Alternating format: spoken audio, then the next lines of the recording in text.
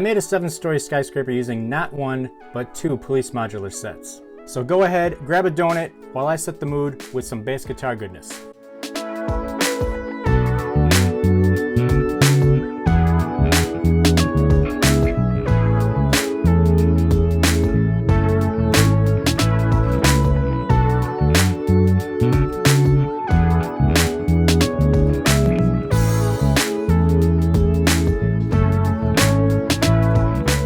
Hey, welcome back. I am Steve. In today's video, I wanted to show you guys this crazy alternate build that I did using 2 of the police modular sets that LEGO released earlier in the beginning of this year. And I'm probably gonna eat that donut too. That looked really good. Hey, that's foreshadowing. You should probably stick around to the end of the video. Watch that.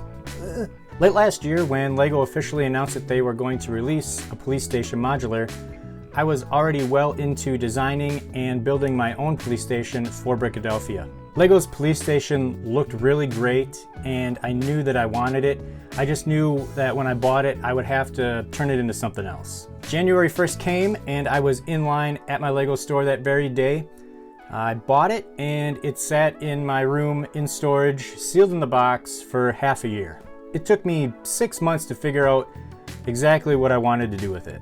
So in July, I decided I wanted to build the set just to really soak in all of the details and the building techniques that the LEGO design team put into it. And after I had it built, there was this little voice inside my head that was like, "Hey, psst, you with the dumb face, buy another set and make it taller." I'm sure many of us LEGO fans have that voice inside our head.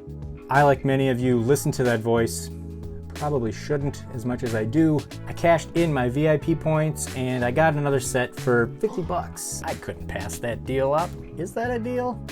Yeah, it's a good deal. I merged the 2 sets together and I was able to build 7 stories out of the available bricks. This is almost so close to being a 100% true alternative build. I used only the pieces given to me between the 2 sets. The only exception is the sidewalks. I have my own design for the sidewalks that I use in Brickadelphia, so I figured I might as well just put those in right away instead of having to switch them out and put them in later. But I did not use those dark gray tiles anywhere else in the set, so all of you alternate build purists, you can just calm down, okay? On the first floor, I took the donut shop that was on the left of the police station and I made it one large donut shop. I gave the shop a 2-door entrance, I doubled the size of the awning, and I doubled the height of the shrubbery. Shrubberies are my trade. I am a shrubber. I am Roger the Shrubber. Once inside, you'll find Linda. I don't actually know if her name is Linda. I just imagine someone in a donut shop would probably have the name Linda. She is standing behind the counter, and behind her are some donuts and cookies and other pastries. And just behind the lobby is the kitchen, which is also accessible from outside of the building. I put in a few steps leading up to a door back there. The original set had this removable wall that separated the jail cell from the police station. I decided to keep that just so you could access things a little bit easier. There you'll find Sandy preparing some sweets. Again, Sandy is 100% a guess.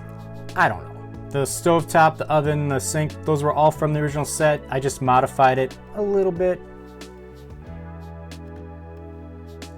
The outside of the second floor really hasn't changed a whole lot from the original set. I just moved some of the ivy around. I still haven't decided if this is going to be an indoor dining area or if it's an employee break room, but there's some simple seating.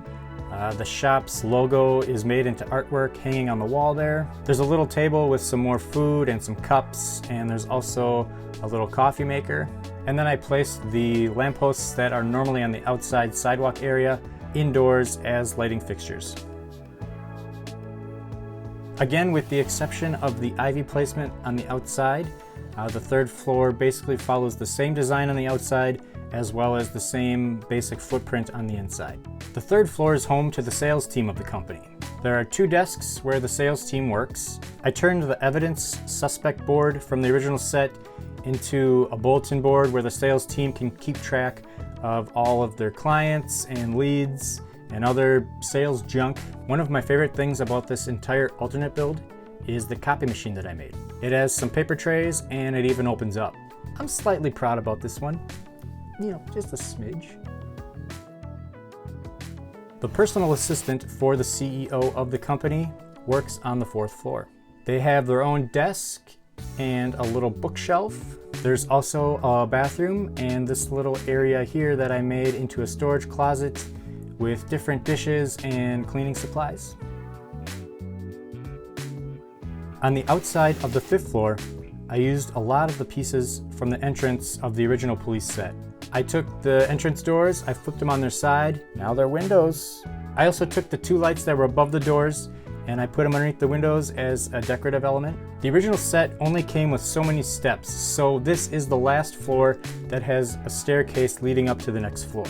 To solve this issue, you have to walk outside onto the fire escape and continue to scale the building that way. The original set had a fire escape and I just modified the design a little bit. This is the CEO's own personal space.